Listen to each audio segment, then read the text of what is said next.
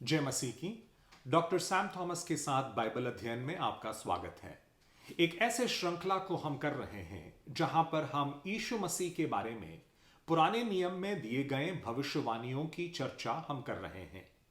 और इस वीडियो में पुराने नियम में यीशु के बारे में बताए गए पदवियों के बारे में और उनके कार्यों के बारे में, टाइटल्स एंड रोल्स के बारे में हम चर्चा करने वाले हैं।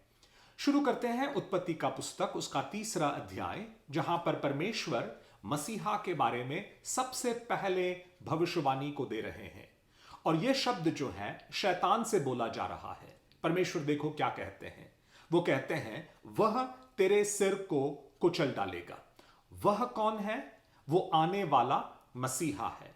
तेरा सिर यानी शैतान के सिर को कुचल डालेगा, यानी आने वाले मसीहा के बारे में पहले भविष्यवाणी में यह बताया गया है कि वो शैतान के सिर को कुचलने वाला होगा। नंबर 1। नंबर 2, उत्पत्ति का पुस्तक, उसका 28 अध्याय, उसका 14 वचन से हम सुनने वाले हैं। लेकिन उससे पहले मैं आपको बताऊं कि परमेश्वर ने इब्राहिम से, इसहाक से और याकूब से बार बार उत्पत्ति के पुस्तक में यह कहा कि मैं तुम्हें एक संतान ऐसा देने वाला हूं, एक बीज ऐसे देने वाला हूं जिसके द्वारा दुनिया के सारे लोग जो है आशीष प्राप्त करेंगे।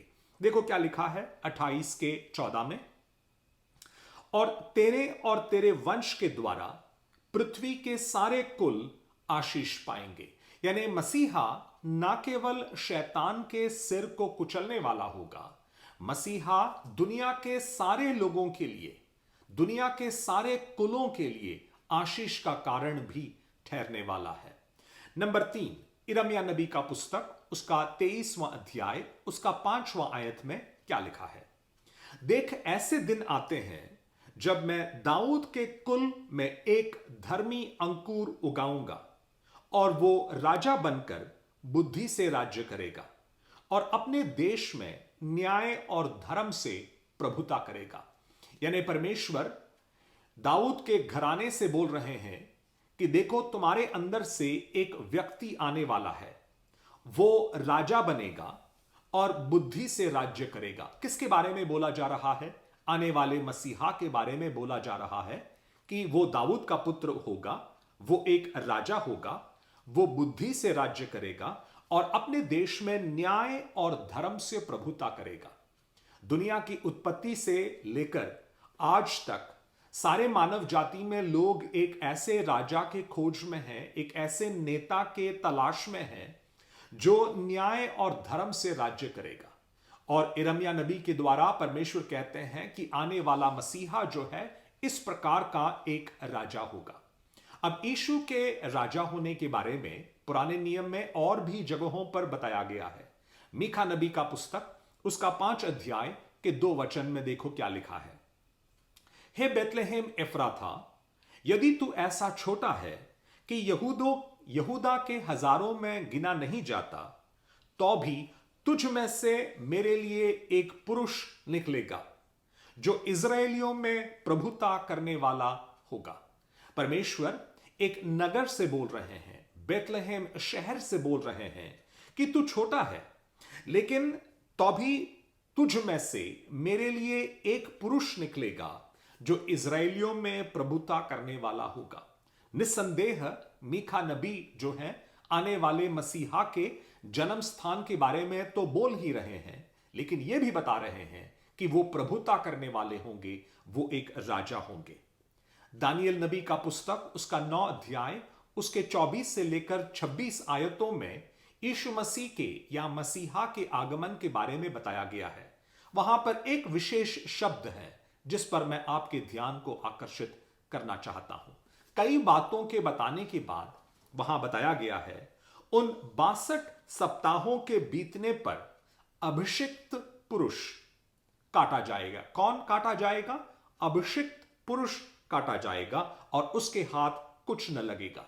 यह अभिषिक्त पुरुष के लिए इब्रानी भाषा में शब्द क्या है? मसीहा है। यानी यीशु मसीह को मसीहा कर साफ साफ दानियल नबी की पुस्तक उसके 9 अध्याय में बुलाया गया है। यानी यीशु मसीह शैतान के सिर को कुचलने वाला होगा, नंबर 1। नंबर 2, वो सारे दुनिया के लोगों को आशीष देने वाला होगा। नंबर 3, वे राजा होंगे। और नंबर 4, वे अभिषिक्त पुरुष कहलाएंगे। नंबर 5, व्यवस्था विवरण 18 अध्याय उसका 18 वचन। परमेश्वर मूसा से बात कर रहे हैं और उनसे क्या कहते हैं, देखो। सो मैं उनके लिए उनके भाइयों के बीच में से तेरे समान एक नबी को उत्पन्न करूंगा। यानी इजराइलियों के लिए, इजराइलियों के बीच में से मूसा के समान एक नबी को परमेश्वर खड़ा कराने वाला है और अपना वचन उसके मुंह में डालूंगा। यानी परमेश्वर इस आने वाले नबी के मुंह में अपने वचन को डालेगा और जिस जिस बात की मैं उसे आज्ञा दूंगा वही वो उनको कह सुनाएगा। यानी एक ऐसा नबी आने वाला है, मूसा के समान वो होगा। परमेश्वर से जो कुछ भी वो प्राप्त करेगा, जो भी आज्ञा परमेश्वर उसको देगा, वो साफ साफ लोगों तक पहुंचाएगा, ऐसे यहां पर लिखा गया है। यानी आने वाला मसीहा एक नबी भी होगा। अब भजन संहिता 110 उसका 4था वचन, वहां लिखा है, यहोवा ने शपथ खाई और न पछताएगा कि तू मेल्कीसेदेक की रीति पर सर्वदा का याजक है। यानी एक आने वाला है। भजन 110 जो है मसीहा का भजन है, आने वाले मसीहा के बारे में वहां विवरण है। वो किस प्रकार का व्यक्ति होगा? वो मेल्कीसेदेक के रीति के अनुसार सर्वदा के लिए रहने वाला एक याजक भी होगा। यानी मसीहा ना केवल शैतान के सिर को कुचलने वाला होगा, ना केवल वो सारे दुनिया के लिए आशीष का कारण बनने वाला है, वो ना केवल राजा होगा, वो ना केवल अभिषिक्त पुरुष या मसीहा कहलाएगा, वो एक नबी भी होगा और वो एक याजक भी होगा।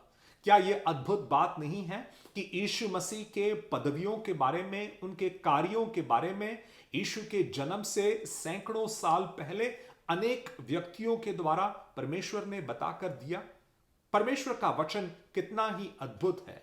अगले आने वाले वीडियो में यीशु मसीह के बारे में और कुछ भविष्यवाणियों की चर्चा हम करने वाले हैं।